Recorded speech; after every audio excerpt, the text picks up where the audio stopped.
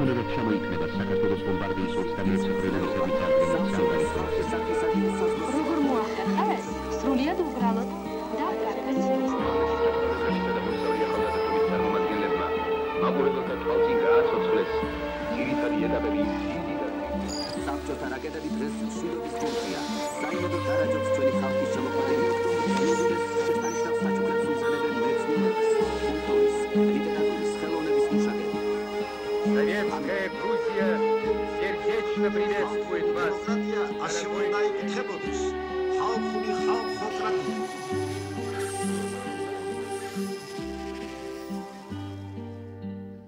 მოგესალმებით მეგობრებო, ეთერშია გადაცემა წითელი ზონა, გაგახსენებთ რომ ეს რადიო თავისუფლების და საზოგადოებრივი მაუწყებლის ერთობრივი პროექტია, რომელიც პირველ არხზე გადის.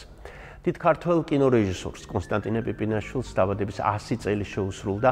სამწუხაროდ ჩვენთან თითქმის არ აღნიშნეს ეს თარიღი. სინამდვილეში ჩვენ საქმე გვაქვს ქართული კინოს კლასიკოსთან, რომელმაც ძალიან მნიშვნელოვანი ჩემი აზრით ფილმი გადაიღო. ეს არის სურათი ქაჯანა, გადაღებული 1940 წელს. ფილმი, რომელიც პიპინაშვილმა სწორედ სტალინის ეპოქაში გადაიღო და გარკვეული თვალსაზრისით თავის დამოკიდებულებას გამოხატა ამ ეპოქის მიმართ. კონსტანტინე პიპინაშვილის იუბილე არის თავისებური საბაბი დღევანდელი ჩვენი გადაცემისათვის, საბაბი იმისათვის, რომ ვისაუბროთ თემაზე რელიგია და მეცნიერება, ეკლესია და მეცნიერება. ჩვენი გადაცემის სტუმარი იქნება თეოლოგი ბექამინდიაშვილი. და გადაცემა დასრულდება კონსტანტინე პიპინაშვილის ფილმით ქაჯანა. დღეს ჩვენ შევეცდებით ახლებურად დავინახოს ეს ფილმი, ქართველი ბავშვების ერთ-ერთი უსაყვარლესი ფილმი გადაღებული ლომოურის მოთხრობის მიხედვით და შევაფასოთ დღევანდელი სიტუაციიდან, თუ გინდათ ასე ვთქვათ, დღევანდელი სიტუაციიდან გამომდინარე. მაშასე ეთერშია გადაცემა წითელი ზონა, დღეს ჩვენ რელიგიასა და მეცნიერებაზე ვსაუბრობთ. დღეს სასულიერო აკადემიის კურსდამთავრებული იღებს დიპლომს, რომელიც არ არის აღიარებული სახელმწიფოს მიერ. ეს იმას ნიშნავს, რომ საერთაშორისო სარბიელზე ამ დიპლომს ფასი არ აქვს. ეს არის უსამართლობა და ეს უსამართლობა უნდა გასწორდეს. ამავე დროს სამეცნიერო ხარისხის მინიჭების უფლება ისეთის, რომელსაც სახელმწიფო აღიარებს, არ აქვს საქართველოს საპატრიარქოს და ესეც უნდა გასწორდეს. მზადდება საზოგადოება, რომ შეხვდეს ანტიქრისტეს. ანტიქრისტეს, რომელიც სწორედ ამ ელექტრონული მართვით დაამყარებს თავის დიქტატურას მთელ მსოფლიოში. ეს სიყვარულის მაგია, რომელსაც აქვს, არსებობს სიყვარულის მაგია, დაკავშირებულია ფხვნილებთან, დაკავშირებულია გარკვეულ სითხეებთან, სურნელებებთან, სუნამოებთან. ამიტომ უნდა ვერიდოთ ჩვენ, განსაკუთრებით ახალგაზრდობა, საღიჭი რეზინებს, ყველაფერს კლაპავენ, ყველაფერს ღეჭავენ, ყველაფერს ისვამენ, ყველაფერს ისხამენ. ეს ესენციები, რომლებიც უამრავია და ასე თითქოს ჩვენთვის არაფერს არ ატარებს და გარეგნულად სასიამოვნო სუნი და სასიამოვნო რაღაც შეხება აქვს, ხო? მაგ თითქოს მალამოებიც არის და ყველა კოსმეტიკა, საერთოდ კოსმეტიკა თუ ავიღებთ ჯამში. საკმაოდ ესეთი შეფარული მაგიური დატვირთვა აქვს. კაპიტების მოდგმა მაგალითად უნდას, იმიტომ რომ იქ რაღაცა, ანუ ჩვენ უნდა გვახსოვდეს, რომ ცოდვა ადამიანის ბუნებას აზიანებს და რაღაც ცვლილებები შეაქვს. ეს ცვლილებები სამედიცინო თვალსაზრისით შიგნიდან არ ვლინდება, მაგრამ ის რაღაც გავლენას ახდენს ადამიანს. ამიტომ როცა ადამიანი ქამის ცოდვა ძალიან მძიმე იყო და რაღაც გავლენა მერე ბოლოს იქიდან თუ ვაფსები სწორედ ბაქედან არიან ის შავკანიანები. მე მინდა გაჩვენოთ აი ამ ქართველი ბერის ძვალი. ეს არის ნეშტი, რომელიც ჩვენ აღმოვაჩინეთ ამ წმინდა ტაძარში. აი თითქოს ამოვლებულია მირონში, თითქოს ოქროთი წყინავს, ისეთი საოცარი მადლი და ისეთი მოგზალება, მოწიწება იგრძნობა, გადმოდის, გრძნობთ გულით, გონებით და ეს არის ის ვიმეორებ ის წმინდა ქართველი ბერები, ვინც მოღვაწეობდნენ ფოთოლეთის მამათა მონასტერში, რომლებიც იყვნენ მომფერებელი, მლოცველნი სრულიად საქართველოს და შევთხოვ უფალს, რომ უფალმა ამ წმინდა ბერების ლოცვით ისევ გაერთიანოს საქართველო, ისევ არა მარტო აფხაზეთი, ტაო-კლარჯეთიც დაბრუნდეს. ყველა განვითარებულ ქვეყანაში ეს საკითხი წყდება, ასე ვთქვათ, ცალკე განსაკუთრებულად. მაგალითად, გერმანიაში თეოლოგია არის ინტეგრირებული ასე ვთქვათ, სახელმწიფო განათლების სისტემაში. და იქ არის ფაკულტეტები, თეოლოგიური ფაკულტეტები, ცალკე არის კათოლიკური თეოლოგიის, არის ევანგელური თეოლოგიის არის ერთი მართლმადიდებლური თეოლოგიის ფაკულტეტიც. მაგრამ ასეთ შემთხვევაში თვითონ ეკლესია გარკვეული აზრით იღებს მონაწილეობას ამ პროცესში, მაგრამ მთლიანად თეოლოგია როგორც ფაკულტეტი, თეოლოგია როგორც ასე ვთქვათ, დიპლომი თეოლოგიის თუ ხარისხი თეოლოგიის არის ამ სისტემაში ჩართული და იგივე სტანდარტებს ასე ვთქვათ აკმაყოფილებს. გარდა ამისა არის დამოუკიდებელი სკოლები, რასაკვირველია ეკლესიას აქვს თავისი სკოლა, გასცემს თავის დიპლომს და ასე შემდეგ. ზოგიერთ ქვეყანაში ეს მთლიანად გამოყოფილი, ანუ არის ეკლესია, რომელსაც აქვს თავის თეოლოგიური სკოლა, თეოლოგიური უნივერსიტეტი, არის სახელმწიფო ცალკე. ეხლა ამ კანონ პროექტში მე ის რაც ჩემი აზრით მე კრიტიკულად ვდგები და რაც არ მომწონს არის რომ ეს ორი რამ არის აღრეული.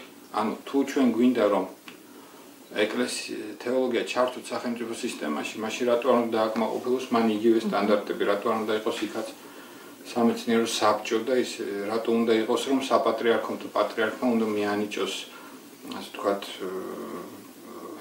ხარისხი და ეს უნდა ცნოს ავტომატურად სახელმწიფო. აქ ლაპარაკი არ არის რომ ვთქვათ ჩვენ არ ვენდობით ვთქვათ ჩვენ პატრიარქს ან საპატრიარქოს, მაგრამ კანონი და საერთოდ კანონი და თუ სახელმწიფოებრივად ვაზროვნებ, კანონი უნდა იყოს არ უნდა იყოს მორგებული ერთ ადამიანზე, არამედ უნდა იყოს სისტემა, ჩამოყალიბებული და სისტემა აშკარად არღვევს ამ თანაბრობის პრინციპს.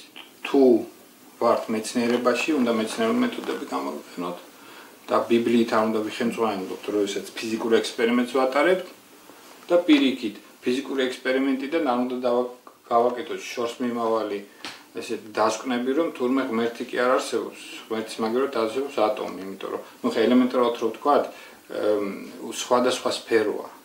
შენ თუ აღმოაჩინე კანონი, ფიზიკური კანონი, ეს კანონიც ჩემი აზრით, რომელსაც ღმერთს წამს, ეს კანონიც ღმერთისგან მოდის. მეცნიერება არის კაცობრიობა მოდის თითქოს ქვემოდან ზემოთ, ანუ კაცობრიობა პირველად როდესაც მითოლოგიური აზროვნებიდან ამოვიდა და დასვეს შეკითხვა საიდან, რა არის ჩემ გარშემო, რატომ, ის იწყებს ნელ-ნელა, ასე ვთქვათ, ცოდნის მოპოვებას, ცოდნის დაგროვებას, თეორიების შექმნას და ასე შემდეგ. თითქოს ქვემოდან მიდის ზემოთ. თეოლოგია, ყოველ შემთხვევაში, როგორც თვითონ თეოლოგებს, ან მორწმუნე ადამიანებს როგორც სწამთ, თეოლოგია არის პირიქით შებრუნებული. ანუ ღმერთმა თავის გამოცხადებაში პირდაპირ მისცა კაცობრიობას, მისცა ეკლესიას, თქვათ, თუ ქრისტიანობას ვსაუბრობ, მთლიანი ცოდნა, სიბრძნე, საღვთო გამოცხადება. და ის შემდეგ ეკლესია იწყებს, ანუ თეოლოგების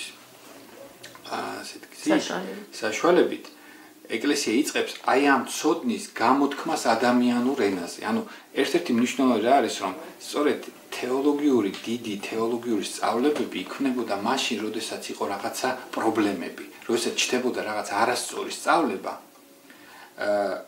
აი ამ არასწორი სწავლების საპასუხოდ თეოლოგები და ეს ძველ დროს იყო დიდი ეკლესიის დიდი მასწავლებლები, დიდი მამები, ისინი ქმნიდნენ სწორედ თეოლოგიას, ანუ იმ ცოდნას, რომელიც მათ ჰქონდათ, აყალიბებდნენ სიტყვებში. ჩვენ საზოგადოებაში, როდესაც ძალიან სწრაფად მოხდა ეს თავისუფლება, რომელიც ეკლესიამ მიიღო და ის ძალიან სწრაფად გაიზარდა, ძალიან სწრაფად ბევრი მოვიდა ეკლესიაში, ძალიან ბევრი ეკურთხავნდლად, რაც თავისთავად ალბათ პოზიტიურია, მაგრამ შეიძლება ამ პროცესში ჩვენ დღეს ვქონდეს რომ ნაკლებად მომზადებული პირები. ამიტომ თვით ეკლესია მისი ასე ვთქვათ იერარქიის და მისი სტრუქტურის სახით უნდა ცდილობდეს რომ პირველ რიგში სასულიერო პირები იყვნენ განათლებულები, პირველ რიგში მათ კარგად იცოდნენ საკუთარი სწავლება, საკუთარი მოძღვრება, ქრისტიანული მოძღვრება.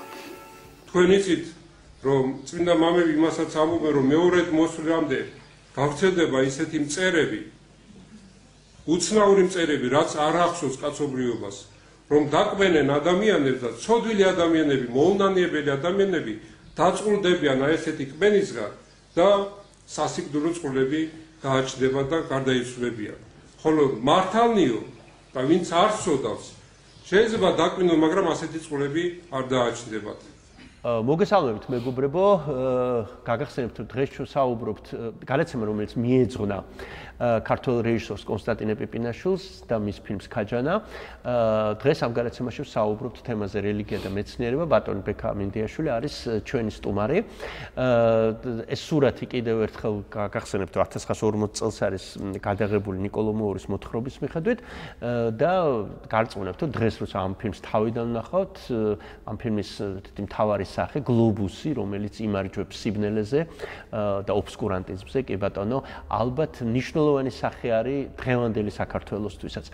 1940 წელს როცა პიპინაშვილი ამ ფილმს იღებდა და ლომოური როცა ამ მოთხრობას წერდა, ალბათ ვერ წარმოიდგენდა, რომ 21 საუკუნის საქართველოსთვის ისევ მნიშვნელოვანი გახდებოდა ეს თემა მეცნიერება და რელიგია, მაგრამ ნამდვილად მნიშვნელოვანია. რადგანაც ჩვენი გადაცემის სპეციფიკა წითელი ზონა ქვია ჩვენს გადაცემას და ერთ-ერთი ყველაზე უფრო მტკივნეული პერიოდი, რომელსაც ამ გადაცემაში განვიხილავთ ხოლმე, ეს არის საბჭოთა კომუნისტური რეჟიმის დასრულება და დამოუკიდებელი საქართველო, რომელიც კომუნისტური რეჟიმის გავლენას განიცდის ჯერ კიდევ. იქნებ 90-იანი წლების დავიწყოთ არაერთი სტუმრისთვის დამისვამს ეს კითხვა. რა თემაზეც არ უნდა ვისაუბროთ? 90-იან წლებზე, როცა იყო ეკონომიკური კრიზისი, პოლიტიკური კრიზისი და ასე შემდეგ და მოდაში შემოვიდა რა ვიცი, შავი მაგია, ჯადოქრობა, სპირიტიზმი, მახსოვს გაზეთები როგორი გამოდიოდა, რა განცხადებები იყო და ასე შემდეგ. შეიძლება თუ არა დაუკავშიროთ ობსკურანტიზმის ასეთი მოძლიერება სწორედ პირველ რიგში პოლიტიკურ და ეკონომიკურ კრიზისს, როგორ ფიქრობ? მე მახსოვს რომ ამ თემაზე უკვე ვისაუბრე ერთხელ გადაცემაში და მაშინ ჩვენ უწოდეთ მაშინ ჯადოქრობა და რელიგია. რაც მაშინ ვთქვი, იმას გავიმეორებ. კი ბატონო. ანუ ეს იყო ერთი დიდი რელიგიური ეპოქის დასასრული, როდესაც ადამიანებმა ზუსტად იცოდნენ რა უნდა ეკეთებინათ მათ, როგორ უნდა ეფიქრათ, ვინ იყო მათი კერპები, საბჭოთა კავშირი, რისი კრიტიკა შეიძლებოდა, რისი კრიტიკა არ შეიძლებოდა. განსაზღვრული იყო მათ თვითგამოხატვის ფორმები და შესაბამისად სტრუქტურირებული იყო რაციონალური წესების მიხედვით, აი სუპერრაციონალური წესების მიხედვით მათი ყოველდღიურობა და ცხოვრება. შესაბამისად ამ წესრიგის აღების შემდეგ გაჩნდა სპონტანური თავისუფლება. ერთგვარი თქვა ოკეანის ფსკერისაც ყველანაირ არსებას შეიძლება წავაწყდეთ ყველა ფერის და ყველა ჯიშის, ხო? და აი ამ სპონტანურ ცხოვრებას შემოვიდა მძლავრი ნაკადით რელიგიურობა.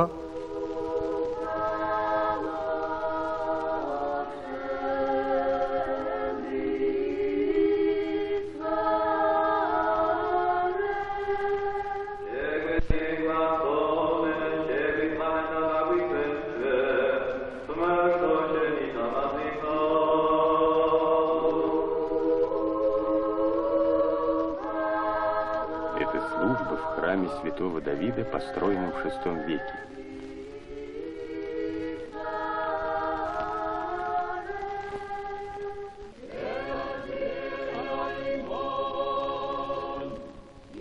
А это воскресная литургия в древнейшей V века Сионском Патриаршем соборе. Ведет службу католикос, патриарх всей Грузии Илья II.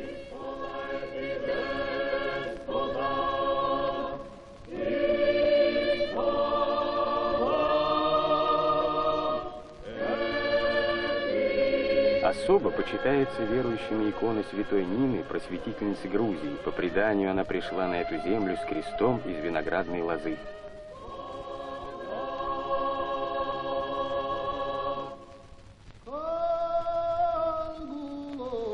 Многие из древних городов являют собой мертвый музей. Мцхета счастливо избежала этой участи и сделалась местом паломничества туристов, художников, архитекторов и, конечно, верующих. Никто не ограничивает их права. Никто насильно не навязывает верующим убеждения. Правом выбора обладают только они сами. Господи Боже наш, славою и честью венчая. Уфалог мерто чонороми мадидевита да патита, виргиносан спен эсене.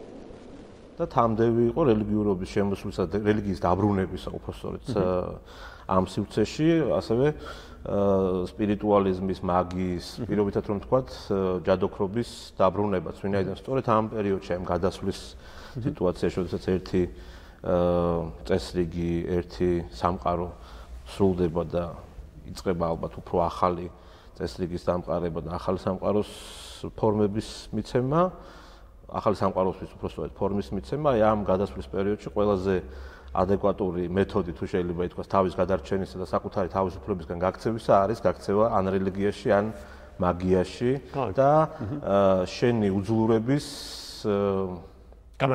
გამართლება იმით რომ უბრალოდ უძლური ხარ სამყაროს წინაშე, ან პირიქით შენი ძალების გაგრძელება მაგიის მეთოდით ან რელიგიის საშუალებით და ასე შემდეგ. გასაგებია. ჩვენ რო დაუბრუნდეთ ქართულ ხალხოსნებს მე-19 საუკუნის, მე-20 საუკუნის ლაპარაკი იყო უკვე მაშინ იმ განმანათლებლობის თქვათ რეაბილიტაციაზე. ვიხმაროთ მაინც ეს სიტყვა, თუმცა განმანათლებლობის დიდი ტრადიცია ჩვენ მანამდეც არ ქონდა. შეგვიძლია თუ არა თქვათ ის რომ 90-იანი წლების დასაწყისში გამსახურდიას ეპოქა მაქვხედელობაში პირველ რიგში და შემდგომი ეპოქებიც განმანათლებლობის მიმართაც არის ესეთი მტრული დამოკიდებულება პირდაპირ ვთქვათ და ეს სწორედ ამიტომაც გამოდის წინ რელიგია თუ არა. ანუ განმანათლებლობა და რელიგია ოპოზიციებად წარმოვიდგინოთ. აქ არის კიდევ რამდენიმე მოსაზრება მაქვს რელიგიის ისტორიის სწავლება. უნდა იყოს კონკრეტულად რომ ღვთისმეტყველების კურსი იკითხებოდეს უმაღლეს სასწავლებლებში. ეს აქ არ არის. რელიგიის ისტორია თეორია ეს ბუნდოვანი გამოთქმებია. ღვთისმეტყველების კურსი როგორც ყველა კულტურულ ქვეყანაში ისწავლება უმაღლეს სასწავლებლებში, ასევე უნდა ისწავლებოდეს საქართველოში. აი მას უნდა მივახციოთ. საჭიროა რელიგიური კანონმდებლობის რეფორმა, ძალზე დრაკონული რელიგიური კანონმდებლობა გვაქვს, მეგობრებო. ნებადართული ათეიზმის პროპაგანდა და აკრძალულია რელიგიური პროპაგანდა. აი ეს იწვევს იმას, რომ ჯერჯერობით რელიგია ვერ წამოდგა ფეხზე, ეკლესია ვერ წამოდგა ფეხზე. გაუქმებულია საეკლესიო სასამართლო, ეს იწვევს იმას, რომ ეკლესიაში კორუმპირებული ელემენტები ბატონობენ.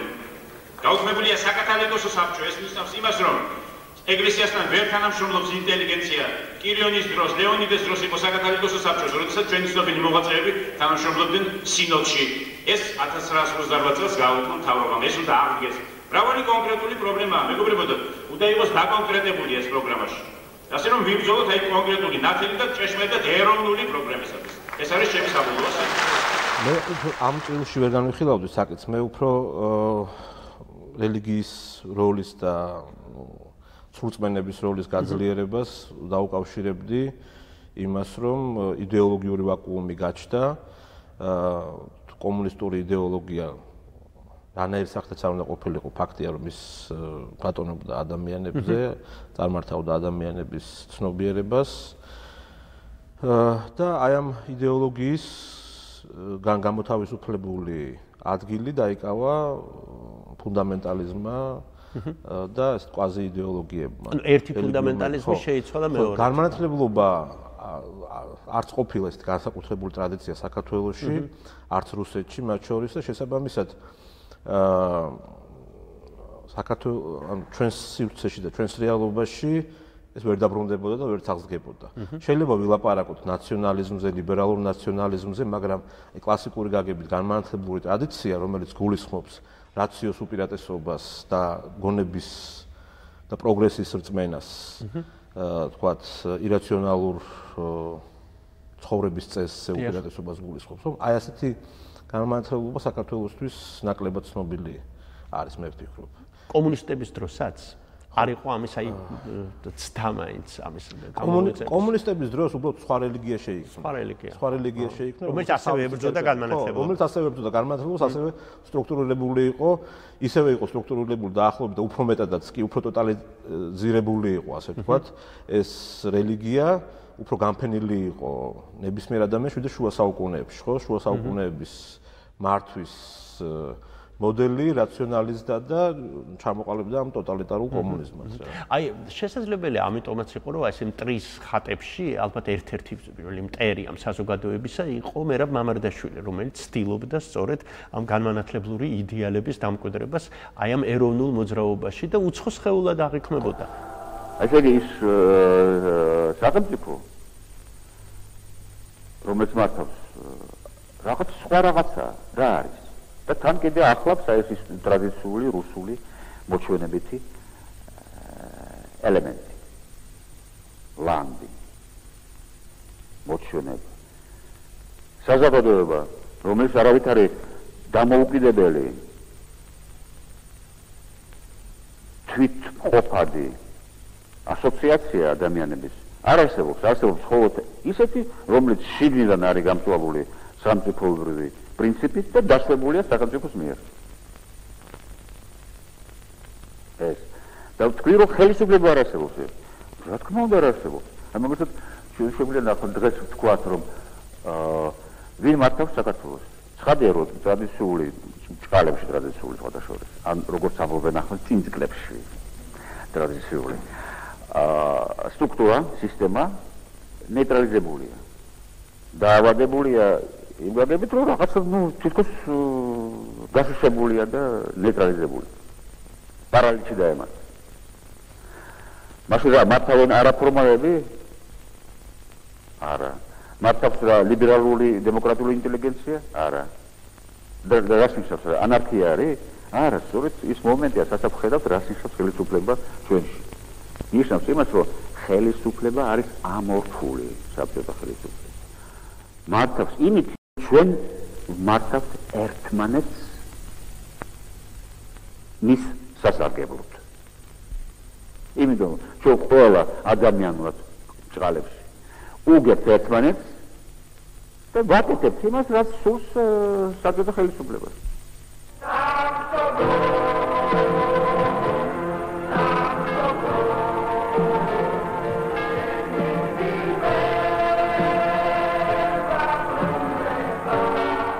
ყველაფერი იმას დავარქვათ განმანათლებელსაც აზროვნება ქვია და ცხადი აზროვნება ქვია ხო ჯანსაღი მიდგომა ქვია საკითხების რაციონალური მიდგომა ხო ჯანსაღი აღქმა სამყაროსი გონიერი აღქმა სამყაროსი მაშინ რა თქმა უნდა აი ამ ტრადიციას ის გარემო უპირისპირდებოდა ამ მიდგომას უпростоრეთ ეს გარემო უპირისპირდებოდა ვინაიდან ადამიანები მოქმედებდნენ არა გონების კარნახით და ცივი დამოკიდებულებით საკითხებისადმი და ძალიან ესეთი რადიკალური გადაწყვეტილების მიღებისას არ ხელმძღვანელობდნენ ასე ვთქვათ ლოგიკური დასკვნებით არამედ ემოციებით ხელმძღვანელობდნენ და შესაბამისად ის და ყველაფერი რაც ამ ემოციებთან მოდიოდა წინააღმდეგობაში ამ რომანტიზმთან მოდიოდა წინააღმდეგობაში მათთვის მტრული იყო და მიუღებელი ისე როგორც ახლა თუ გადავალთ თქვათ მე-18 საუკუნეში მე-19 საუკუნის დასაწყისში რომანტიზმი იყო ის ძალა მაშინ რომელიც ამბობდა რომ ადამიანი არის იმთავითვე კეთილი არსება ადამიანი არის არსება რომელსაც შეუძლია შემოქმედება შეუძლია ირაციონალური სამყაროს აღქმა და შემეცნება და მხოლოდ გონებით და მხოლოდ ლოგიკით არ უნდა ხელმძღვანელობდეს ის, ხო? დაახლოებით ამ ტიპის რომანტიზმი იყო და საქართველოს ეს ძალიან დამკვიდრებული იყო. ჩვენ კი ვთქვით, რომ რომანტიკული დამოკიდებულება არა მარტო ადამიანისადმი, არამედ შენი მომავლისადმი, რეალობისადმი, მომავლისადმი, რომ ჩვენ ასე ვთქვათ, მოვიპოვეთ დამოუკიდებლობა და ხვალე ავაშენებთ რაღაც მიწიერ სამოთხეს. ბორჯომს გავყიდით, ტურიზმს განვავითარებთ და უკვე ვიცხოვრეთ მიწიერ სამოთხეში და ძირს ფინლანდიის და ძირს ფინეთის უпростоრეთ და ძირს ბალტიისპირეთის გზა, რომელიც გულისხმობდა რაციონალურ გადაწყვეტას საკითხებისა და კომპრომისებს. კი, და ამისთვის ნიადაგი შემზადებული იყო, მართალია თქვი რომ სისტემა იყო, საბჭოთა კავშირი იყო, სხვა რელიგია, მაგრამ 60-იანი წლების მნიშვნელოვანია, სადაც ეს რომანტიკული იდეალები ძლიერი იყო ქართულ ლიტერატურაში, კულტურაში. ხო, ამ ემოციურ არა მარტო რომანტიზმი, აი ეს რომანტიზმი, ასე ვთქვი, რომანტიკული დამოკიდებულება და აღქმა სამყაროს, რომელიც ქართულ ფილმებშიც არის, ასე ვთქვათ, აი შერეკილების ფილოსოფია. გახდა საფუძველი ამ მესიანისტური მიდგომებისა უკვე ზოგადად ქართველი ერისა როგორც კოლექტივისადმი. ანუ ის რომ მესიანიზმი ჩამოყალიბდა 60-იანი წლების მიწურულს. ამის ერთ-ერთი საფუძველი იყო ამ ქართველების რომანტიკული დამოკიდებულება ცხოვრებისადმი.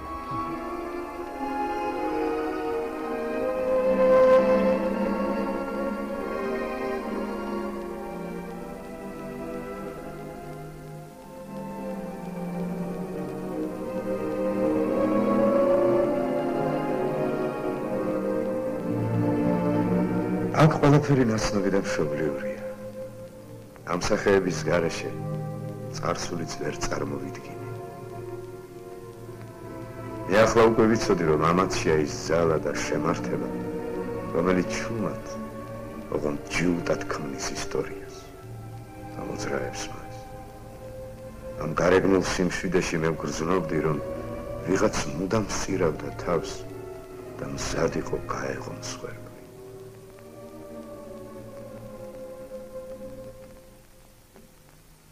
მე ვიცი მისი სახელი.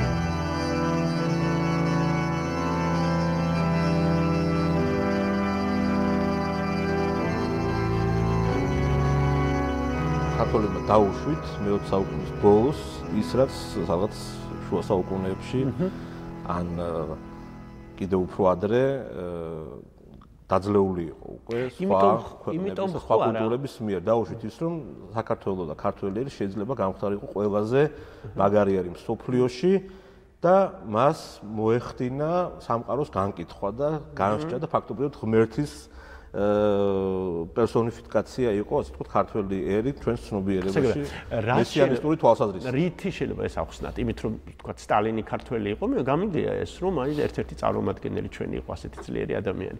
იმით რომ საბჭოთა ეპოქაში ქართველები თავს გრძნობდნენ უკეთესად ცხოვრობდნენ, ვთქვათ, ვიდრე რუსები. ესე იგი რაციონალიზება შეიძლება ყველაფრის, მათ შორის სტალინის კულტისა და ახსნა იმის, რომ ის ქართველი, მაგრამ ზუსტად ასეთივე ახსნა გამიგია და ასეთივე გაფეტიშება გამიგია ქართველებისა იმის გამო, რომ მაგალითად მამარდაშვილი ქართველი იყო, ან შევარნაძე ქართველი იყო, ანუ სტალინის კულტზე არ არის მიღმული. ეს პატარა ერებს ხო, ახასიათებს, რომ შენ გაქვს რაღაც კომპლექსი, შენ როგორც ასე ვთქვათ, ეროვნულ სხეულს თუ არსებობს ასეთი რამე რაღაც კოლექტიურ სხეულს, ხედავ რომ ისტორიის განმავლობაში არ მოგეცა თვით რეალიზების შესაძლებლობა, არ მოგეცა ბატონობის და ძალაუფლების იმ ხარისხის მიღწევა, რომელიც თქვა დიდ სხვა ერებს ჰქონდა, იყავი მუდმივად ჩაგრულ მდგომარეობაში, იყავი ობიექტი თავდასხმებისა და ხშირ შემთხვევაში აი გემუქრებოდა განადგურებაც კი და შესაბამისად ეს ერთგვარი თვითდაცვაც არის შენი ეროვნული მეობის. კი, მაგრამ უკეთესადაც ცხოვრობდნენ, ამასაც ალბათ მნიშვნელობა აქვს საქართველოს. ეს არის პასუხისმგებლობა, თავისუფლებაზე უარის თქმა არის, შესაბამისად. ანუ როდესაც არ აქვს პასუხისმგებლობა, როდესაც და პასუხისმგებლობა რას ნიშნავს? პასუხისმგებლობა ნიშნავს იმას, რომ შენ აღიარებ სხვის უფლებას. პირველ ყოვლისა ამას ნიშნავს ალბათ პასუხისმგებლობა სოციალურ ცხოვრებაში. შენ არ გადახვალ ზღვარს სხვა ადამიანის თავისუფლებისა. მოექცევი სხვას ისე, როგორც გსურს რომ მოგექცენ შენ, ხომ? ანუ შენ პატივცემ კანონს, რაღაც კონვენციურ წესებს. და სამყაროში რაც ეს კონვენციურ წესები უბრალოდ არ მოქმედებდა და ჩნდებოდა სპონტანური წესრიგი, თქვათ, წესები, იგივე ეს ქურდული ინსტიტუტი, გარჩევის სხვადასხვა მეთოდები, ხომ? იმ სამყაროში შენ აღარ გქონდა არანაირი ვალდებულება საიმისოთ, რომ ვალდებულებაც კი არა, უფრო სწორედ ცნობიერება, ცოდნა აღარ გქონდა ამ პასუხისმგებლობის, რას წარმოადგენს ეს პასუხისმგებლობა, არ იცოდი უბრალოდ ეს, არ იცოდა საბჭოთა ადამიანმა საქართველოში, არ იცოდა რა არის სხვა ადამიანის უფლების პატივისცემა. და არ იცოდა შესაბამისად რა არის პასუხისმგებლობა. და აი აქტუალიზაცია ილია ჭავჭავაძის, თქვათ, ლუარსაბ თათქალიძის კაცი ადამიანის იმიტომაც ხდებოდა, რომ 70-იან წლებში, 80-იან წლებში აღმოჩნდა, რომ შეგიძლია არის შრომო, მაგრამ ნუ მეტნაკლებად კარგად იცხოვრო. განსხვავებით, თქვათ, რუსეთისგან, ან სხვა საბჭოთა კავშირის სხვა რესპუბლიკებისგან. ხო იყო ეს ასე? კაცი ადამიანი არის ძალიან საინტერესო ფენომენი. მე ვფიქრობ, რომ კაცი ადამიანით ერთი მხრივ, რა თქმა უნდა, ეს სოციალური უპასუხისმგებლობა გააკრიტიკა გარკვეული ფენისა ილია ჭავჭავაძე, მაგრამ ამით გამოხატა საკუთარი თავიც. პერსონიფიკაცია იყო საკუთარი თავისა და არა მარტო წოდების თვალს, არამედ საკუთარი უძლურების გამოხატვაც იყო.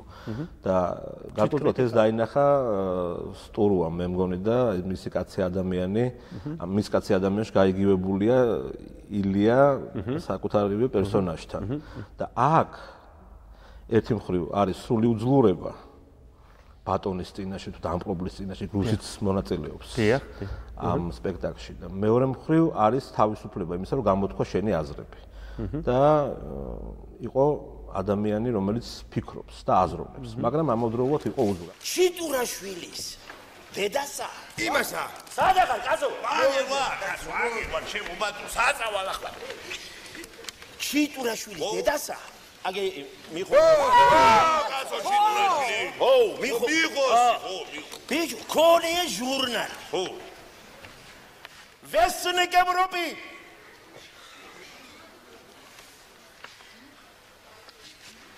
რომელშიაცა რომა? ერექვია პირველ გვერდზე და დაუსტამბავთ წერილი. Восточная политика и возможное оборудование южных окраин Российской империи. Статья господина Казимира Спасовича. Ага, ай, амаსაც ეცოდნია. ეხლა რითვინა მოვდი ამასე. ო, რითვინა გასვაბა რითვინა. ჰა? რითვინა მოვდი. ო! დარეჯან მაისევნა.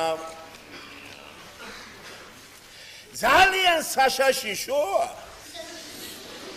თქვენ არ დაგემართოთ ეგ აბრუსენიე южных окраинен. კნიაზოლუარსა. შავგარს უთქვა. თქვენ მაგ თქვენი ვესტნიკ ევროპით ათვალებს ვერ ამიბამთ. ვითარ. აბა ისიც კი არა გწოდნიათ რომ ორაგული თქმულა თევზების მეფეთა და რათართი.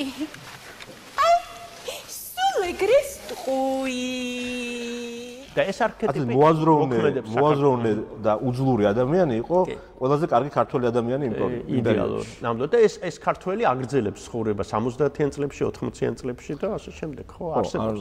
და აი ჩვენ ვერ გადავძლიეთ ჩვენი უზრულება, ჩვენ დავიწყეთ აზროვნება, მაგრამ ის რომ აზროვნებისთვის მიგვეცა ფორმა აი განმანათლებლობის სივრცეში შევსრულებავით ასე ვთქვათ ინსტიტუტები შექმნილი იყო აზროვნებაზე დაფუძნებული რაციონალურ აზროვნებაზე დაფუძნებული ეს ვერ შევძელით და აი ამის ჩანასახი იყო ბოლო პერიოდში და ეს კონფორმიზმის ერთ-ერთი ფორმაც არის როდესაც შენ კეკლუცობ შენი უძლურობით რატომაც არა შეიძლება კონფორმიზმი მეორე მხრივ თვითგადარჩენის საშუალება ეხა ყველა ადამიანი რო ნონკონფორმისტი იყოს სამყარო არ არსებობს ნამდვილად შეიძლება ითქვას რომ ამანაც გადაარჩინა უნებას რომ ნონკონფორმისტი იყოს არ ეგუებოდეს მაგალითად ბალახი ქარს რა თქმა უნდა ბალახი არ გეთახმე და თუმცა ეს არ არის კარგი არ არის გამართლება მაგრამ მეუბრივი არ არის სამყარო აი მაშინ საბჭოთა კავშირი რო დაინგრა და დავიწყეთ იმას საუბარი რომ ისევ სერიოზული დარტყმა განმანათლებლობა მორიგი სერიოზული დარტყმა განიცადა გამსახურდიას რეჟიმის დროს და შემდეგაც რა შვება ამ დროს ეკლესია აი ეს არის საინტერესო ის სარგებლობს ამ სიტუაციით და ძალაუფლებას ხელში იგდებს თუ როგორია მისი პოზიცია ეკლესიის როლის და ადგილის ახსნა ალბათ უნდა დავიწყოთ საბჭოთა კავშირიდან. ერთი მხრივ სტალინმა მთლიანად მოიმწვდია ეკლესია საკუთარი ძალაუფლების სივრცეში, ის განაგებდა ფაქტობრივად ეკლესიას მიუხედავად იმისა, რომ ფორმალური ინსტიტუტები და თავისუფლება შეუნარჩუნა მას, მეტი უფლებებით კი მისცა თვალსაზრისით, მთლიანად განაგებდა საერო ძალაუფლება, ტოტალიტარული რეჟიმი განაგებდა ეკლესიას, ხო? ამ დროს მას არანაირი სივრცე არ ჰქონდა იმისთვის, რომ რაღაც საკუთარი რელიგიურობის პოზიციონირება მოეხდინა. და მთლიანად იმ კონტექსტში და იმ ნაკადში იყო მოქცეული, რასაც განუსაზღვრავდა საბჭოთა რეჟიმი. იქნებოდა ეს დასავლეთში გასვლა და თქვათ საკუთარი თავის წარდგენა ეკუმენურ ასპარეზზე თუ იქნებოდა ქვეყნის შიდა მოქმედება, ხომ მთლიანად დამოკიდებული და დამონებული იყო რეჟიმის მიერ. Неоднократно мы выражали с этой трибуны благодарность советскому правительству. И это чувство благодарности у нас постоянное. Без такого благожелательного отношения к нашей конференции советского правительства, без содействия государственных и общественных организаций нашей страны невозможно было бы обеспечить такие прекрасные условия для проведения нашей конференции.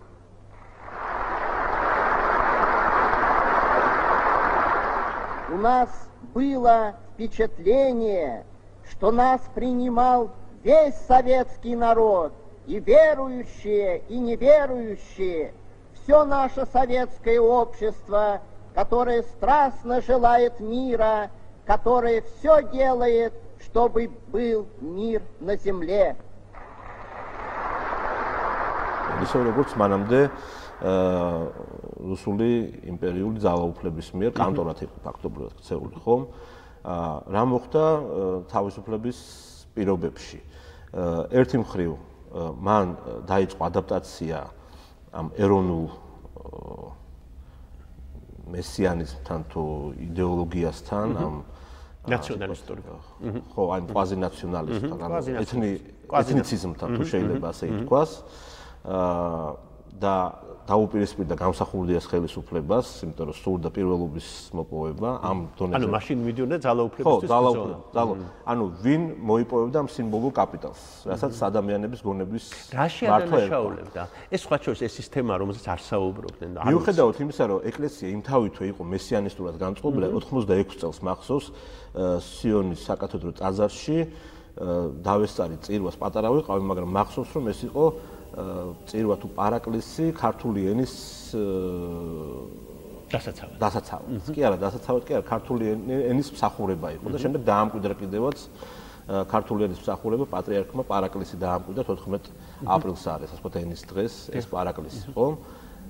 და ეს მიდგომა მას ჰქონდა, ეკლესიას ჰქონდა, რომ აი ამ პერიოდში რომ ესე ქართული ერი არის განსაკუთრებული მისიის მატარებელი.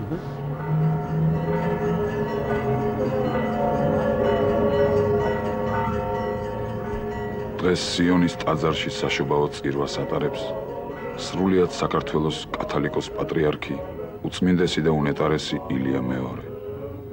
უწმინდესი გახლდათ იერუსალიმში, მოილოცა წმინდა ადგილები და აგრეთვე ჰქონდა შეხვედრა ისრაელში მცხოვრებ ქართველ ებრაელებთან.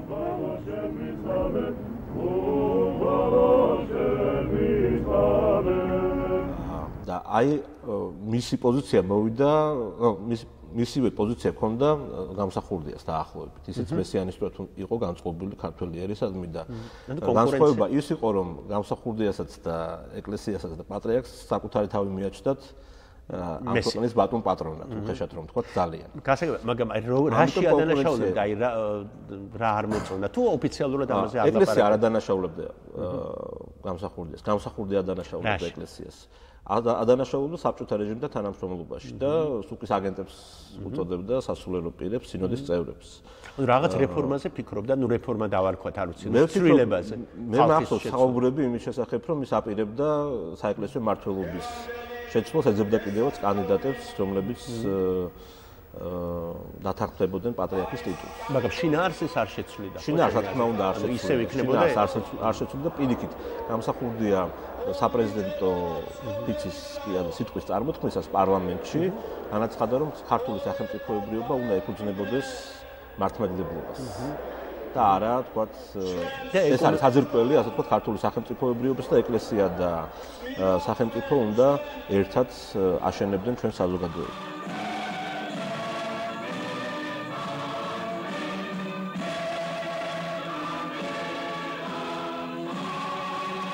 სტატუსის ძირითადი პრინციპი: ეროვნული დამოუკიდებლობის, ტერიტორიული მთლიანობის, კონსტიტუციური წყობის გარანტიების დაცვა, ეროვნული უშიშროების სამსახურის და საქართველოს შეიარაღებული ძალების უპირველესი ამოცანაა. საქართველოში როგორც მართლმადიდებელ ქრისტიანულ ქვეყანაში ტრადიციული იყო კავშირი ეკლესიასა და სახელმწიფოს შორის, ქართველთა ცხოველი მორწმუნეობა განსაზღვრავდა მტრულ გარემოცვაში საქართველოს სახელმწიფოს მრავალსაუკუნოვან არსებობას. სახელმწიფო კი თავის მხრივ ყოველნაირად უწყობდა ხელს ეკლესიის სამოციქულო მოღვაწეობას. საქართველოს სახელმწიფოებრივი აღორძინება, მისი დამოუკიდებლობის აღდგენა ვერ მოხერხდება ქართველთათვის მნიშვნელოვანი ცხოველი მორწმუნეობის აღორძინების გარეშე, ზნეობრივი აღორძინების გარეშე, ამას ადასტურებს საქართველოს წარსულისა და აწყვეტს. სწორედ ამიტომ ჭეშმარიტად ქართული ეროვნული მოძრაობა ჭიდროდ იყო და არის დაკავშირებული რელიგიურ ცნობიერებასთან, ეკლესიის წიაღთან. დღევანდელი მოძრაობას თავისი შინაგანი არსით ეროვნულ რელიგიური მოძრაობაა, რამდენადაც იგი არ გულისხმობს მხოლოდ ეროვნულ პოლიტიკური მიზნების განხორციელებას, არამედ უპირველეს ყოვლისა ითვალისწინებს ზნეობრივ აღორძინებას, ქრისტიანულ რწმენასა და ცნობიერებაზე დამყარებით. ეროვნული ხელისუფლება იღვაწებს ეკლესიასა და სახელმწიფოს შორის ტრადიციული ერთობის აღსადგენად. ამ ერთობის არსი შემდგომში მდგომარეობს. ეროვნული სახელმწიფოს ავტორიტეტი უნდა დაემყაროს არა მარტო ხელისუფლების სოციალურ-პოლიტიკურ განსაზღვრულობას, არამედ უმეტესწილად ქრისტიანულ ზნეობრივ საწყისებს. სახელმწიფოს დამოუკიდებულება ეკლესიისადმი უნდა დაემფუძნოს ეკლესიის რელიგიურ ზნეობრივი ავტორიტეტის უზენაესობისა და ეკლესიის განსაკუთრებული სოციალური ფუნქციის აღიარებას. ეკლესიის სამოციქულო მოღვაწეობის სულიერი ბუნება თავისთავად გამორიცხავს მის უშუალო მონაწილეობას ქვეყნის პოლიტიკურ სისტემაში, მაგრამ პოლიტიკური სისტემიდან ეკლესიის გამოყოფა არ უნდა ნიშნავდეს სახელმწიფოსა და ეკლესიის ურთიერთგათიშვას. სახელმწიფო და ეკლესია არ უნდა ერეოდნენ ურთიერთის საქმიანობაში, მათ ერთობლივად უნდა უზრუნველყოს საერო და საეკლესიო ცხოვრების მთლიანობა. ჩვენ მომხრენი ვართ არა სახელმწიფოსა და ეკლესიისა და სკოლის ურთიერთგამიჯვნისა, არამედ მათი ბუნებრივი კავშირისა, რომელიც იმავდროულად პოლიტიკური სისტემისა და ეკლესიის ურთიერთდამოკიდებულებასაც დაემყარება. სახელმწიფოს დამოუკიდებლობის აღდგენასთან ერთად მართლმადიდებლობა სახელმწიფო რელიგიად უნდა იქცეს. ამ პრინციპებიდან გამომდინარე, ქართულმა სახელმწიფომ უნდა უზრუნველყოს ეკლესიის უფლება იყოს საერო ცხოვრების აქტიური მონაწილე. სახელმწიფო უნდა დაიცვას საეკლესიო ქონება, ხელი შეუწყოს ეკლესიას ტრადიციულ სამონასტრო მოღვაწეობაში. სახელმწიფო უნდა იზრუნოს, რათა ეკლესიამ მიიღოს საჭირო მატერიალური დახმარება საგანმანათლებლო საქმიანობის, აზრების მშენებლობისა და შეკეთებისათვის. უნდა აღდგეს საეკლესიო საკუთრება მიწაზე. მართლმადიდებლობის სახელმწიფო რელიგიად აღიარება არ ხელყოფს სხვა რელიგიების აღსარებელთა, აგრეთვე ათეისტთა მოქალაქეებრივ უფლებებს. სახელმწიფოს მიერ გარანტირებული იქნება სინდისის თავისუფლება და თითოეულ პიროვნებას მიეცემა შესაძლებლობა იყოს აღსარებელი იმ სარწმუნოებისა, რომელსაც თავად აღიარებს. მოქალაქეთა უფლებები არ შეიზღუდება რელიგიური ნიშნით. საქართველოს სახელმწიფო კვლავაც ერთგული დარჩება ტრადიციული რელიგიური შემწყნარებლობისა. გამსახურდიას მიდგომა ეკუმენიზმის მიმართ იყო უფრო უარყოფითი მკვეთრად ვიდრე მაშინდელი ეკლესია თუ არა, ხომ არის? გამსახურდიას ჰქონდა წერილი გამოქვეყნებული ორი დილემის წინაშე, თუ არ ვცდები, სადაც საუბრობდა იმაზე, რომ ერთი მხრივ ჰუმანიზმი და ღიაობა ჭირდება ეკლესიას და ჭირდება ზოგადად იდეოლოგიას და პიროვნება ვერ ჩამოყალიბდება ამ ღიაობის გარეშე და მოყავს მაგალითებად განდი და ტოლსტოი და მეორე მხრივ ამბობს, რომ დასავლეთი არის ისეთივე დილემა და დასავლური აზროვნება და ეს ლიბერალიზმი არის ისეთივე გამოწვევა პიროვნების განვითარებისთვისაც და ქვეყნის განვითარებისთვისაც, როგორც რუსეთი და საბჭოთა სისტემა. ანუ აი ამ დინების წინაშე დგას ამ არჩევანს. უკვე პრეზიდენტი იყო 90 წელს ლიტერატურულ საქართველოში არის გამოქვეყნებული, კარგად მახსოვს ეს წერილი და ამ წერილის პათოსიც და დაახლოებით აი ამ პათოს იზიარებდა ის მთელი მისი პოლიტიკური მოღვაწეობის განმავლობაში და ეს ასე ვთქვათ რელიგიური შემადგენელი ამ პათოსისა გახდათ არა მისი მართლმადიდებლობა, არამედ ის რომ ის იყო ანთროპოსოფოსი. ანთროპოსოფია იყო ასე ვთქვათ აღმოსავლეთის ევროპეიზებული მეტყველება, თუ შეიძლება ითქვას, ევროპულ მისტიკურ, ფილოსოფიურ და რელიგიურ სივრცეში. ანთროპოსოფიაზე გამახსენდა და იქნებ ეკლესია ამაში ცდებდა ბრალს. იყო ეს ბრალდებები, თუმცა ასევე დაიბეჭდა გამსახურდიას ინტერვიუ, სადაც ის უარყოფდა მის კავშირს ანთროპოსოფიას. კავშირს არა, მის მიმდევრობა შტაინერისთან, ის ამბობდა, რომ ეს არის უბრალოდ მისი საყვარელი ფილოსოფოსი, შტაინერი არის მისი საყვარელი ფილოსოფოსი თუმცა ეს არ არის რელიგია და ის არ მიაკუთვნებს თავს ანთროპოსოფოსთა რელიგიურ წრეს, არამედ ის არის ჩვეულებრივი მართლმადიდებელი და მისი რელიგიური იდეალები არიან საყვარელი რელიგიური მოაზროვნეები არიან ბასილი დიდი, გრიგოლ ნოსელი, გრიგოლ ღვთისმეტყველო, ჩამოთვლი და იმის ყველა ამას. და შენ თვითონ ხედავ რამე კავშირს მის პოლიტიკასთან და ანთროპოსოფიასთან? თუ კი, რაში შეიძლება გამოიხატო? მისი პოლიტიკური დოქტრინა იყო გამოცხადებული ქართველი არის სულიერი მისია, ხო? მის ეს წიგნია. არსებობს სხვა წიგნიც, ოღონდ კოსტავას წიგნი, დაახლოებით მსგავს სათაურით ახლა ვერ ვიხსენებ, ისეთ საქართველოს მისია ქვია, თუ ქართველი არის მისია, იმას და ამას ქვია საქართველოს მისია. სადაც აი ამ რაღაცა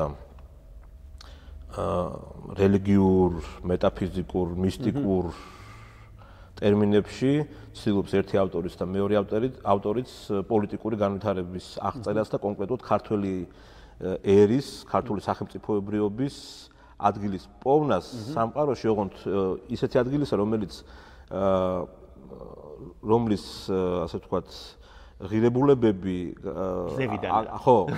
ღირებულებები ასე ვთქვათ ჩამოშვებულია ზემოდან და ეს არის რაღაც სულიერ მისტიკური კავშირი ტრანსცენდენტურ სამყაროსთან და უპირველესი რამ, რაც საქართველოს უნდა გააკეთოს, არის ამ კავშირის ასე ვთქვათ აღდგენა, რათა მან შეძლოს მსოფლიოსთვის იმის ჩვენება, რა არის მესამე გზა. ანუ არც დასავლეთი, არც რაღაც ჩრდილოეთი ან აღმოსავლეთი, რაღაც მესამე სულიერი გზა, რომელიც უნდა უჩვენოს კაცობრიობას საქართველოს. ეს იყო მისი პოლიტიკის, ხო, მისი პოლიტიკის განხორციელება. რუსეთშიც სამ პოპულარული არის, ოღონდ რუსეთი თვლის თავის თავს, ასე ვთქვათ, ეს იქნება ეს რუსეთიდან მესიანისტური.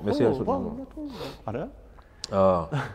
ხო, ნუ აი ასე ვთქვათ ქვეყნები, რომლებიც რეალიზებას ვერ ახერხებენ პოლიტიკურ, ეკონომიკურ კონტექსტში, სივრცეში, ისინი ამის ასე ვთქვათ კომპენსირებას ცდილობენ აი რაღაცა თეოლოგიებისა და ირაციონალური იდეოლოგიების შექმნის მეშვეობით, სადაც მათი როლი არის განსაზღვრელი. ხა რუსეთში ალბათ სხვა საფუძვლები აქვს ამ მესიანებს, ოღონდ ეს ეხლა არ დაწყებულა, ეს არის პოლიტიკური დოქტრინა, რომელიც ემყარებოდა მესამე რომის იდეას პირდაპირ აცხადებდა. ეს მესამე რომის იდეა შექმნილია მონასტერში, ბერი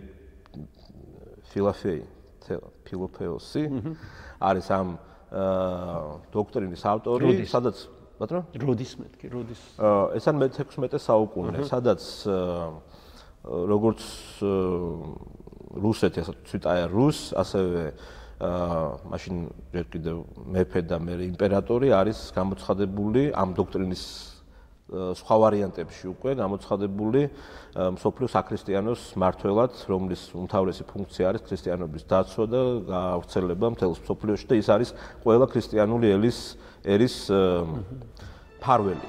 Ведь не силы небесные отвергают нас. Это мы отказываемся от их помощи. Ибо державность – это государственное самосознание народа, добровольно принявшего на себя церковное послушание удерживающего, то есть готового стоять насмерть на пути рвущегося в мир сатанинского зла.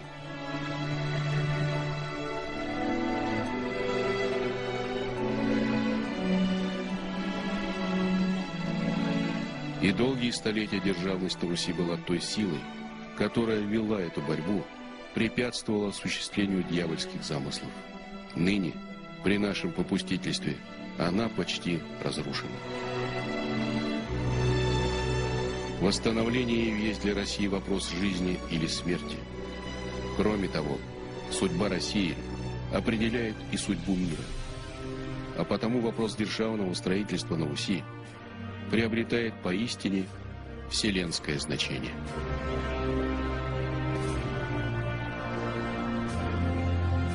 Так вспомним, кто мы, призовем Господа Бога нашего, воспрянем духом и разорвем тяжкие цепи греха, скинем в себя постылые оковы зла и победим, ибо другого пути у нас нет. И пусть грядущий царь узнает своих верноподданных по этой иконе.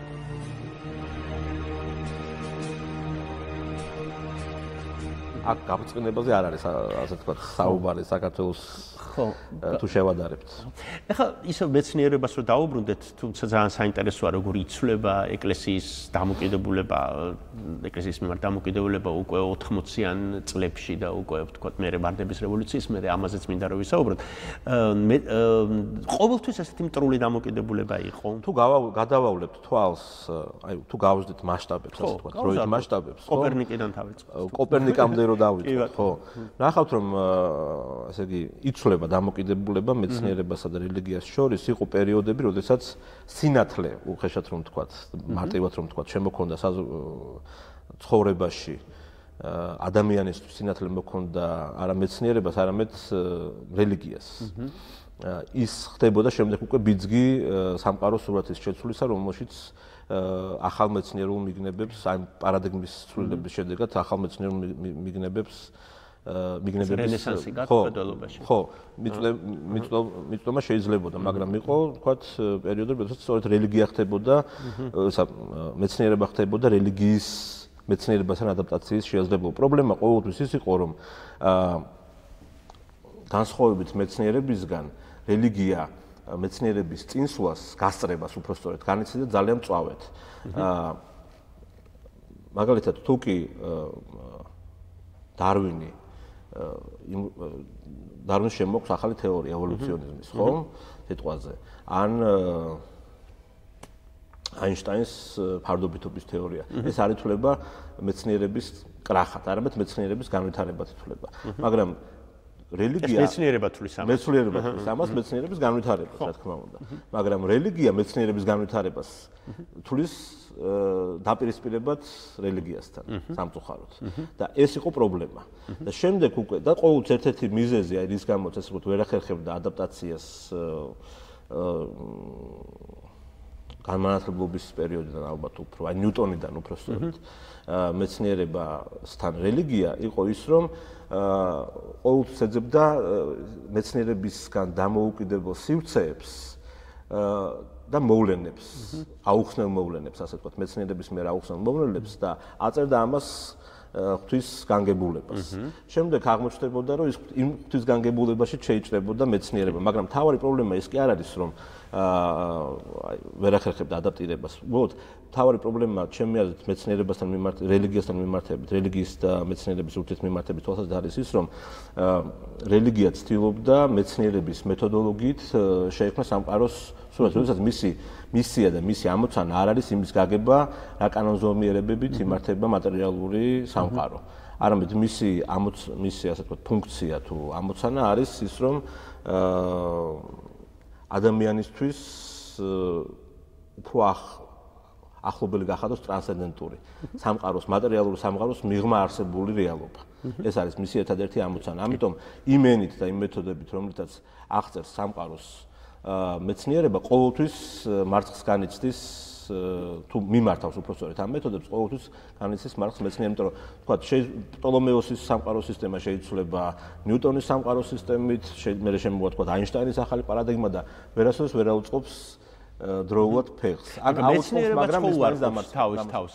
მაგას ეგ თქვი, მეცნიერება კი უაყოფს თავისად, მაგრამ ამას არ განიხილავს საკუთარ მარცხად. პირიქით, ამას განიხილავს წინსვლად და რელიგია საკუთარ რელიგიურ იდეებსაც განიხილავს ხოლმე რა, არ ვიცი ეს რისი ბრალია, მაგრამ საკუთარ ახალ რელიგიურ იდეებს, მაგალითად, კათოლიციზმი რეფორმაციას განიხილავდა მტრობად საკუთარი ძალაუფლების წინააღმდეგ. მაშინ როდესაც შეეძლო განეხილა როგორც რეალურად განახლებისკენ გადადგმული ძალიან სერიოზული ნაბიჯი, განახლებისკენ კი არ უბრალოდ სახარებისეული ჭეშმარიტებისკენ დაბრუნების დიდი ნაბიჯი.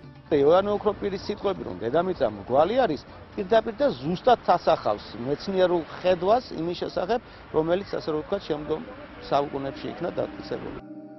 ჰაერის წონადობის შესახებ პირველად ბიბლიაში ითქვა. 1643 წელს იტალიელმა ფიზიკოსმა ევანგელისტა ტორიჩელიმ აღმოაჩინა ატმოსფერული წნევა. მანამდე მეცნიერები ფიქრობდნენ, რომ ჰაერი უწონო იყო, მაგრამ იმის შესახებ, რომ ატმოსფეროს ნამდვილად გააჩნია წონა, ნათქვამი არის ბიბლიაში, კერძოდ იობის წიგნში.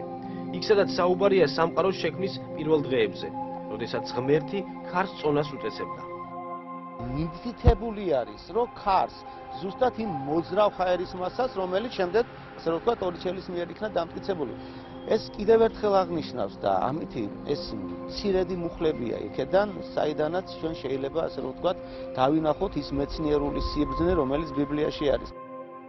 წმინდა ილია მართლის სიტყვებით, იდეალური მდგომარეობაა, როცა ადამიანს აქვს გამეცნიერებული სარწმუნოება და გასარწმუნოებული მეცნიერება. ცოდნა და რწმენა არ უპირისპირდება ერთმანეთს. მარტო ცოდნა რწმენის გარეშე ხშირად გამხდარა ამპარტავნების მიზეზი.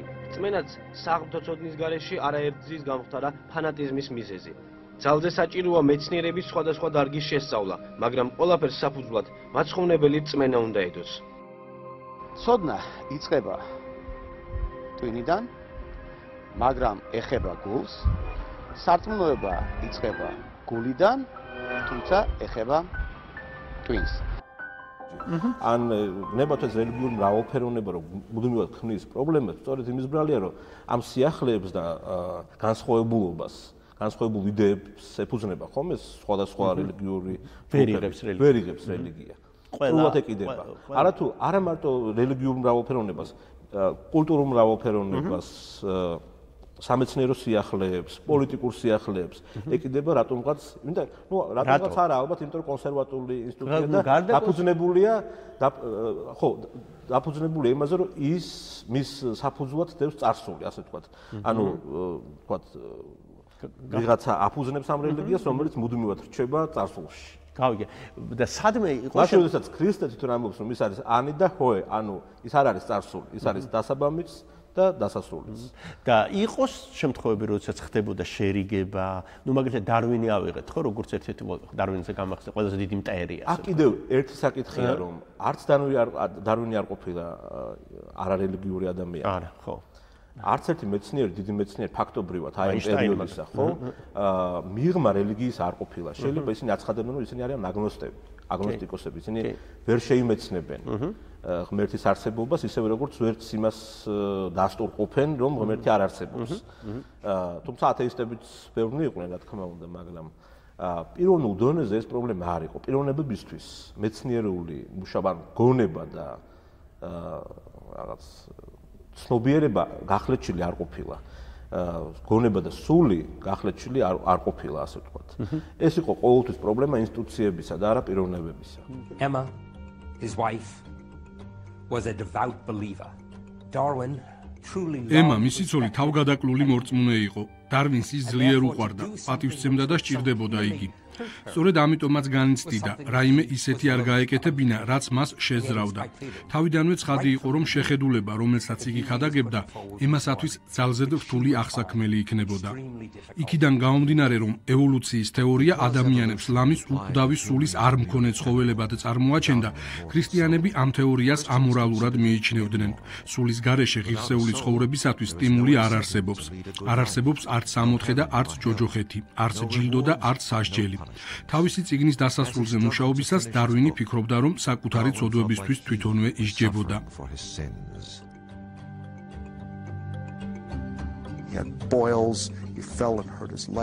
შფოთავდა, გრძნობდა, თუ რამდენად გართულდა ცხოვრება, სიარულიც უჭირდა. ამ წიგნის კორექტურაზე მუშაობის დამთავრება უნდოდა. კომპანიებს, ასევე კემბრიჯელ მეგობრებს, მღვდლებს, წერილებს და საპრეზენტაციო ასლებს უგზავნიდა. ეუბნებოდა, ჩემს ჯვარზე გაკვრას მოინდომებთო. ძალიან ძლიერ განიცდიდა და ეშინოდა, რომ მის წიგნს, რომელსაც მთელი ცხოვრება მიუძღვნა, აუმხედრდებოდნენ. სამყაროს სიმძიმეს საკუთარ მხრებზე შეეგრძნობდა. 20 წლის განმავლობაში ებრძოდა ბედს. 20 წლის განმავლობაში ცხოვრობდა ორმაგი ცხოვრებით.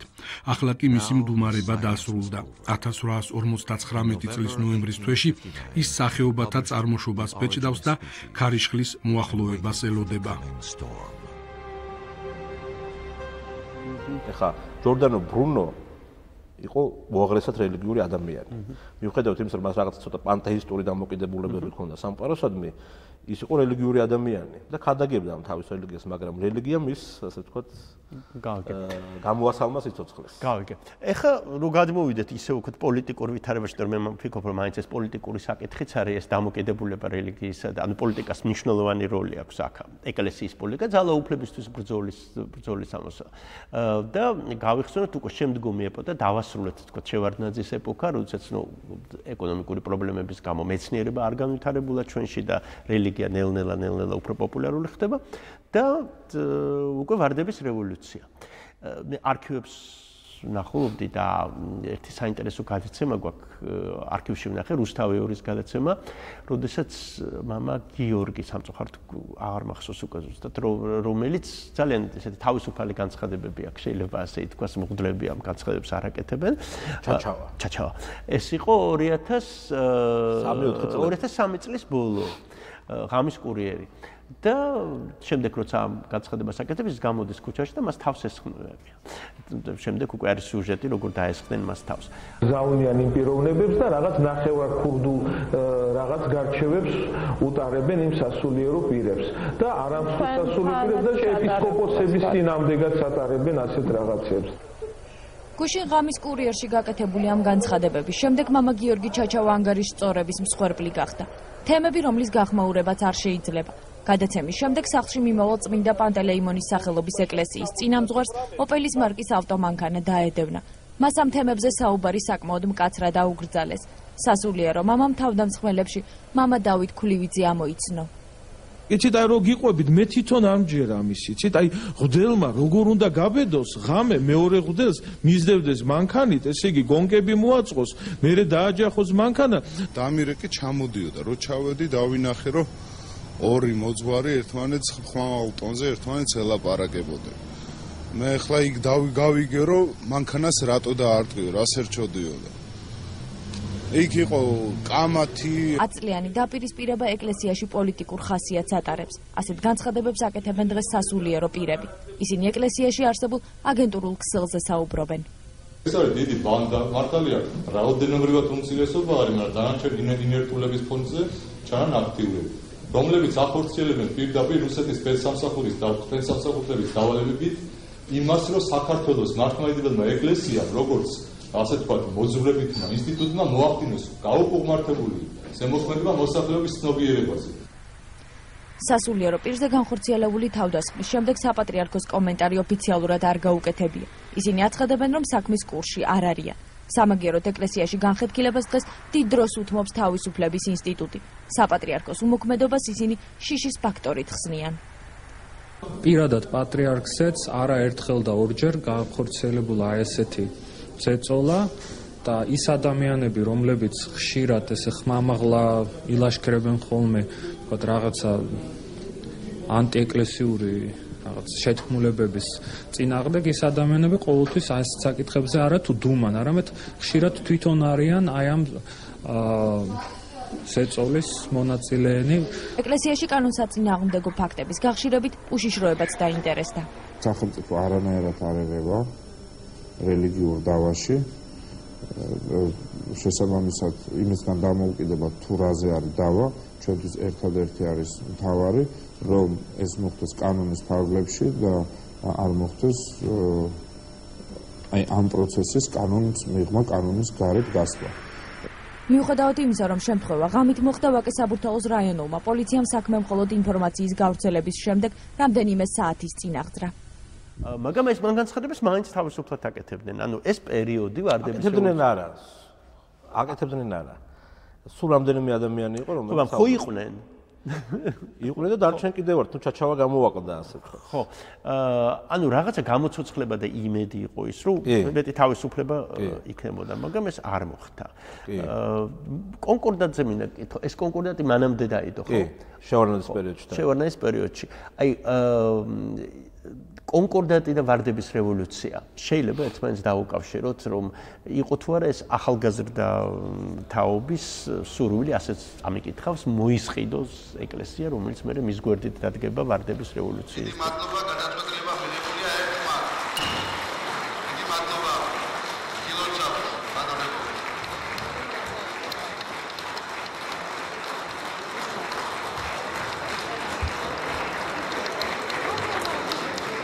მადლობსემულო კოლეგებო, ვიდრე დავიშლებით, მე მინდა ამ გადაწყვეტილების მიღება ჩვენს მიერ მიულოცო საქართველოს პრეზიდენტს, რომელიც იყო ამისი ინიციატორი და ავტორი ამ შესწორებისა ჩვენს კონსტიტუციაში და რა თქმა უნდა სრულიად საქართველოს კათოლიკოს პატრიარქს უწმინდესი და უნიტარესი ილია მეფეს.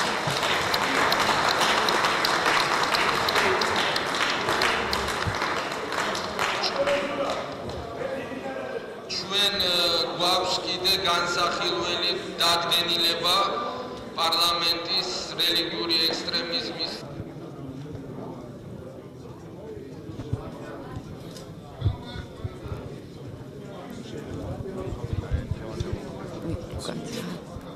დღევანდელ დღეს მოხდა უდიდესი მოვლენა ჩვენი ერის ისტორიაში.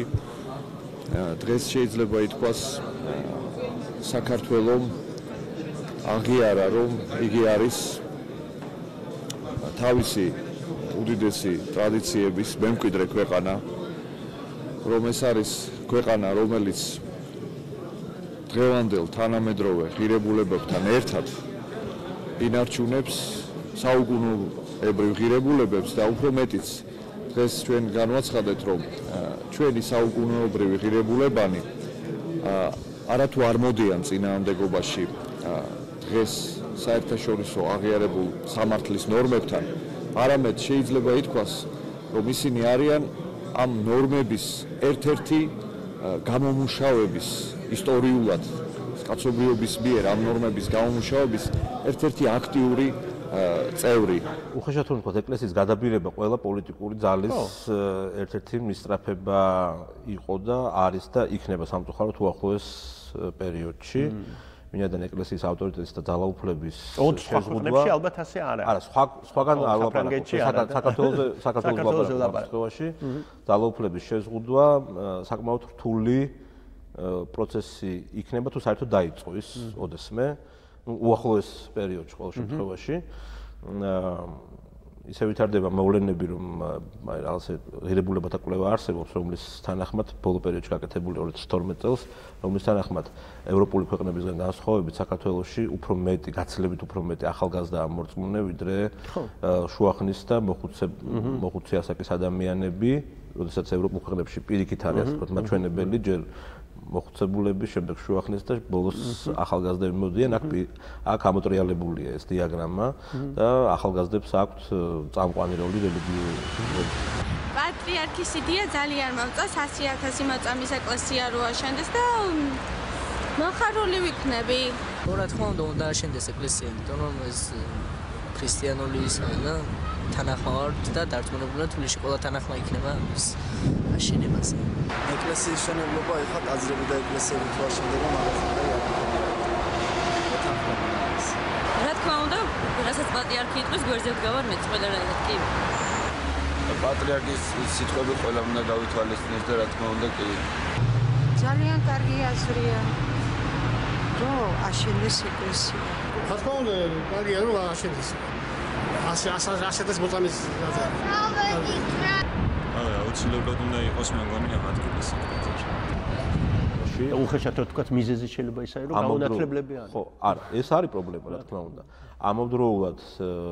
ამავდროულად ეს ახალგაზრდები აცხადებენ რომ თქო ნახევარი ამ ახალგაზრდების აცხადებს რომ დაუშვებელია ქვეყნის მართვაში იყოს ათეისტი, ამავდროულად აცხადებენ რომ სახელმწიფო და ეკლესია უნდა იყოს ერთ სიმბიოზს უნდა წარმოადგენდეს, ერთი ძალაუფლება უნდა იყოს, არ უნდა იყოს ის გამიჯნული, მათი იდენტობის საფუძველი არის არა მოქალაქეობა ქვეყნისა, თქო საქართველოს მოქალაქეობა, არამედ მართლმადიდებლობა და ძალიან საინტერესო მონაცემი არის რელიგიურ უმცირესობებთან მიმართებით, განსხვავებით სექსუალური და ეთნიკური უმცირესობებისაგან, რომლებისადმი გაცილებით მეტ შემწყნარებლობას და ტოლერანტულობას იჩენენ, ხო?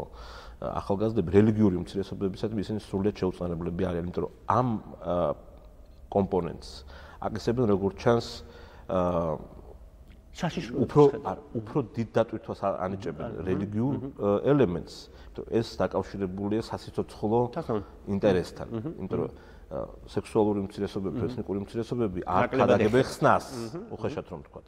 რელიგია ქადაგებს ადამიანის ხსნას. რელიგია არის პური, სულიერი პური, უნდა იკვებებოდეს ადამიანი.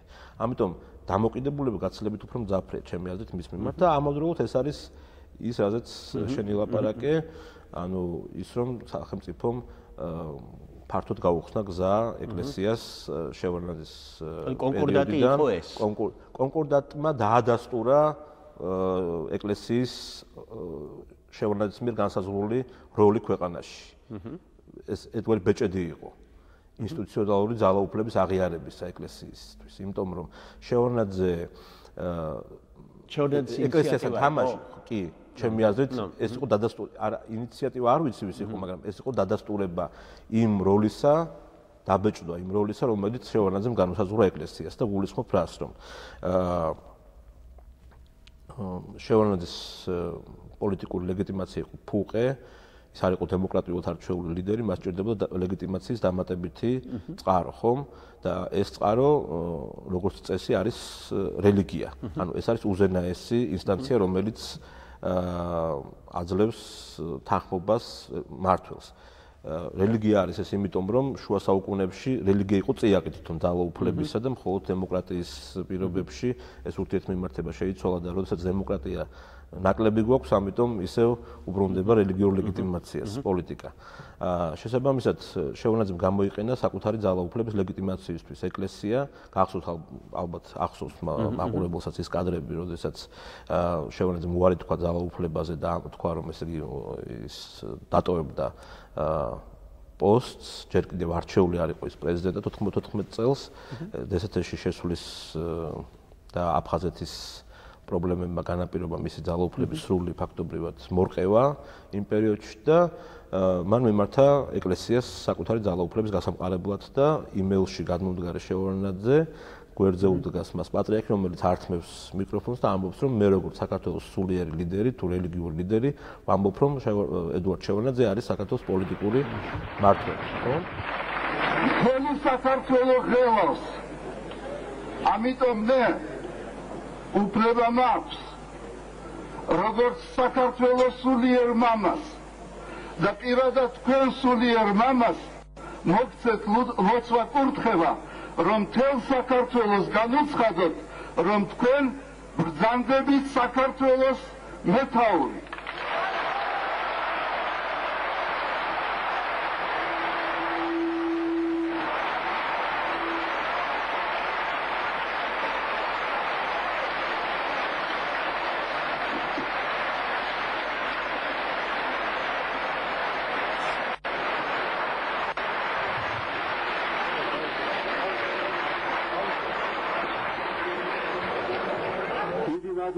კარგად იღავით და ხმა ღვთისა და ხმა ერისა.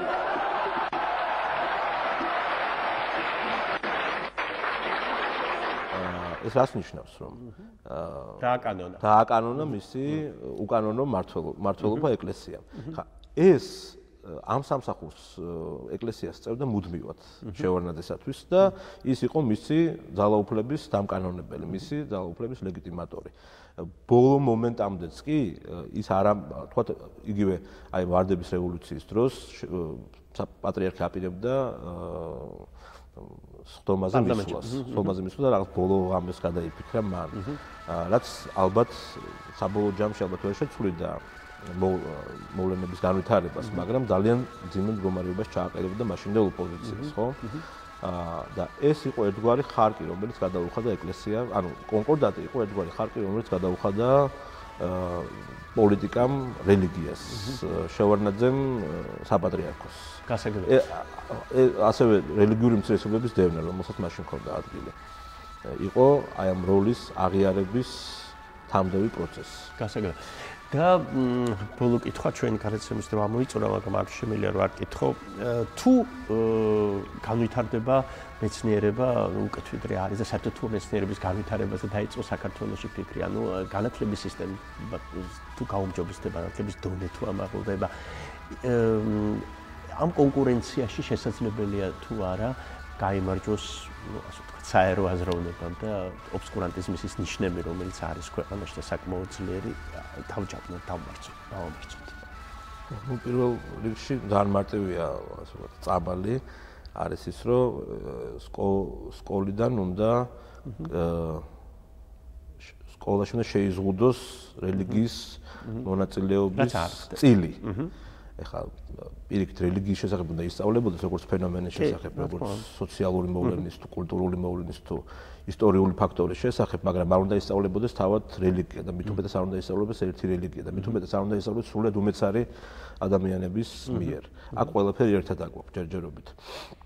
უნდა ამოქმედეს ეს კანონი, რომელიც არსებობს საქართველოში, რომელიც გულისხმობს პროზელიტიზმის ინდოქტრინაციის და სიმბოლოების აკრძალვას საჯარო სკოლებში და განათლება უნდა დაეფუძნოს განმანათლებლობის წესებს და გონების მოქმედების წესებს და არა რაღაც ირაციონალურ ცოდნას, რომელსაც გვაძლევს სამყაროს შესახებ რელიგია. მაგალითად, უნდა ისწავლოს არა კრეაციონისტული თეორია სამყაროს წარმოშობის შესახებ, არამედ ევოლუციონიზმი უნდა ისწავლებოდეს. და ასევე მკაფიოდ უნდა იყოს გაცნობიერებული, რომ რელიგიის მისია, წმენის მისია არ არის დაკავშირებული სამყაროს შემეცნებასთან და სამყაროს მოდელის შექმნასთან, არამედ ის არის დაკავშირებული ღმერთსა და ადამიანის ურთიერთდაკავშირებისკენ სწრაფვასთან, თუ შეიძლება ასე ითქვას. კი, წინააღმდეგ შემთხვევაში მეცნიერებაც ვერ განვითარდება. როცა საუბარია რატო უჭირს ჩვენს მეცნიერებას, ჩვენთან არის სიტუაცია ისეთი, რომ საპატრიარქო ცდილობს ყველა ველზე შეჭრას, ასე ვთქვათ. პოლიტიკით დაწყებული, განათლების ველით დამთავრებული და მეცნიერებას. ეხლა მაგალითად პრობლემა იყო ესეთი, ეღიარებინათ თუ არა ლინგვისტებს, ენათმეცნიერებს მეგრული ენა ენად. ლინგვისტების დიდი უმრავლესობა საქართველოშიც და მის ფარგლებს გარეთაც ამბობს, რომ ეს არის ენა. მაგრამ იმის გამო, რომ საპატრიარქოს ეს არ სურდა, ძალიან სერიოზული პრობლემები შეექმნათ ამ თვალსაზრისით მეცნიერებს, რომლებიც სურდათ, რომ კეთილსინდისიერები დარჩენილიყო და ეთქვათ ის, სადაც ფიქრობენ. და გაუჭირდათ ეს, იმიტომ რომ აქ იყო ესეთ მიზანმიმართული შეტევა ენათმეცნიერებზე, რომ ეს არ ეთქვათ. მათ იმიტომ რომ ეს მათი წარმოდგენით დაშლიდა საქართველოს რაღაცა სულიერ თუ ლინგვისტურ მთლიანობას. გასაგებია. კეთილი, ბავშვები ვახსენეთ ჩვენ და განათლება და ასე დავასრულოთ მაშინ მით უმეტეს რომ საბავშვო ფილმი უნდა ვნახოთ. საბავშვო ფილმი, აი შეიძლება ასე ითქვას ანტიობსკურანტული ფილმი იყო, თქოში ასე აღიქვავს ბევრი ფილმს ქაჯა და ბექა მინდიაშვილი იყო ჩვენი გარეთ ჩემი სტუმარი და ცოტა ხანში ჩვენი გარეთ ჩემ გაგრძელდება.